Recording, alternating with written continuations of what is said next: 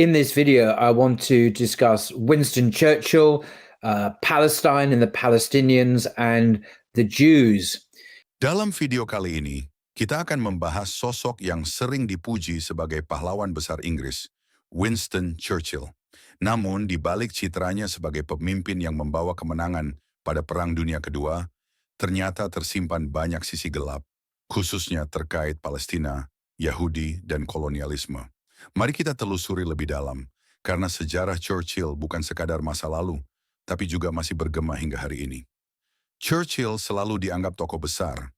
BBC pernah mengadakan jajak pendapat 100 tokoh Inggris terhebat sepanjang masa.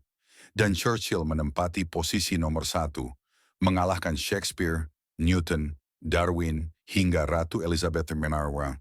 Bagi banyak orang, ia adalah simbol keberanian. Namun bagi sebagian lainnya, ia adalah wajah gelap imperialisme.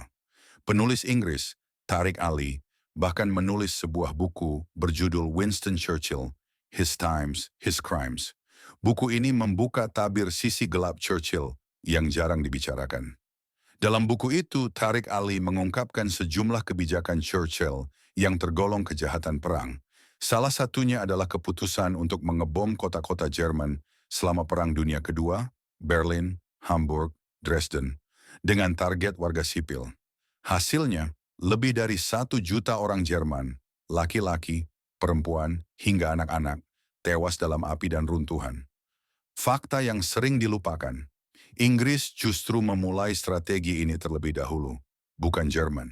Sejarawan Richard Overy, dalam bukunya The Bombing War, Europe 1939 sampai 1945, mendokumentasikan bahwa Inggris memang secara sadar memilih menargetkan kota dan warga sipil Jerman. Churchill bukan hanya saksi tapi otak di balik kebijakan tersebut.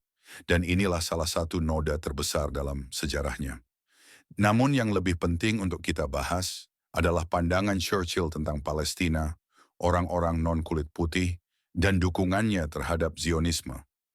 Pasca Perang Dunia I, Liga Bangsa-Bangsa memberikan mandat kepada Inggris dan Prancis untuk mengelola wilayah bekas Kekaisaran Ottoman. Palestina termasuk di dalamnya. Inggris membagi mandat itu, sebagian untuk bangsa Yahudi, sebagian untuk bangsa Arab.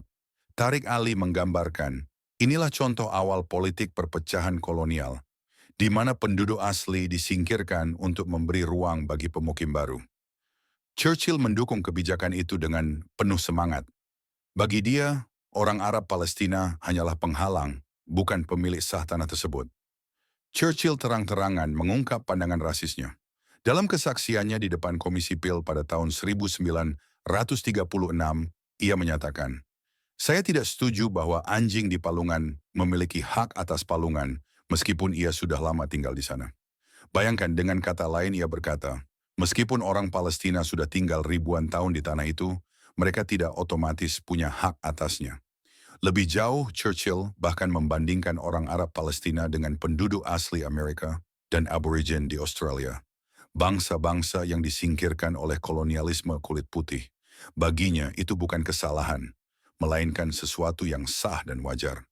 Churchill adalah pendukung besar Zionisme. Ia melanjutkan jejak tokoh-tokoh Inggris sebelumnya seperti Lord Shaftesbury, yang sejak abad ke-19 mendorong pemukiman orang Yahudi Eropa ke Palestina. Sejak awal, gerakan Zionisme sudah dibayangi gagasan pembersihan etnis. Asher Ginsburg, seorang pelopor Zionis yang datang ke Yerusalem pada 1891, menulis bahwa orang Yahudi memperlakukan orang Arab dengan permusuhan dan penghinaan. Ia bahkan memperingatkan, jika pemukiman Yahudi terus berkembang, suatu saat pasti akan terjadi benturan besar dengan penduduk asli Palestina. 4 tahun kemudian, Theodor Herzl, bapak Zionisme modern, menulis dalam buku hariannya bahwa orang Arab Palestina harus dipindahkan secara diam-diam, bahkan dengan cara menolak memberi mereka pekerjaan, agar mereka pergi dengan sendirinya. Dengan dukungan politik, ekonomi, dan ideologi dari Inggris selama lebih dari setengah abad, proyek Zionis itu akhirnya berhasil melahirkan Israel modern, dan Churchill adalah salah satu arsitek utamanya. Menariknya, jika kita tarik sejarah lebih jauh, orang Yahudi justru mengalami penganiayaan paling brutal di Eropa Kristen. Sejak abad pertengahan, mereka dipaksa mengenakan tanda khusus, diusir, bahkan dibantai. Pada 1290, Raja Edward Pertama mengusir seluruh komunitas Yahudi dari Inggris. Sebaliknya, di dunia Islam, orang Yahudi hidup bebas, aman, dan berpartisipasi aktif dalam kehidupan politik maupun budaya. Sejarah menunjukkan, dunia Muslim pernah menjadi pelindung utama orang Yahudi. Kontras inilah yang membuat kita bertanya, bagaimana mungkin dengan latar sejarah seperti itu, justru muncul kebijakan kolonial yang mendorong pengusiran bangsa Palestina demi proyek Zionisme? Dari semua ini kita bisa melihat, Churchill memang pahlawan bagi sebagian orang, tetapi bagi rakyat Palestina dan bangsa non-kulit putih lainnya, ia adalah simbol penindasan. Rasisme, kolonialisme, dan dukungannya terhadap Zionisme menjadikan Churchill sosok yang kontroversial hingga kini. Warisannya masih hidup dalam konflik Israel-Palestina, dalam politik Inggris, bahkan dalam cara dunia memandang kolonialisme. Membicarakan Churchill berarti membicarakan bukan hanya masa lalu, tapi juga masa kini, karena luka sejarah yang ditinggalkannya masih terus terasa. Jadi apakah Churchill benar-benar pahlawan atau justru penjahat sejarah? Jawaban itu mungkin berbeda tergantung siapa yang Anda tanyakan. Namun yang jelas, untuk memahami konflik hari ini, khususnya di Palestina, kita tak bisa mengabaikan peran Churchill dan kebijakan kolonial Inggris. Jika video ini membuka wawasan baru bagi Anda, jangan lupa untuk like, share, dan subscribe. Karena sejarah bukan sekadar cerita lama, tapi cermin untuk memahami dunia kita hari ini.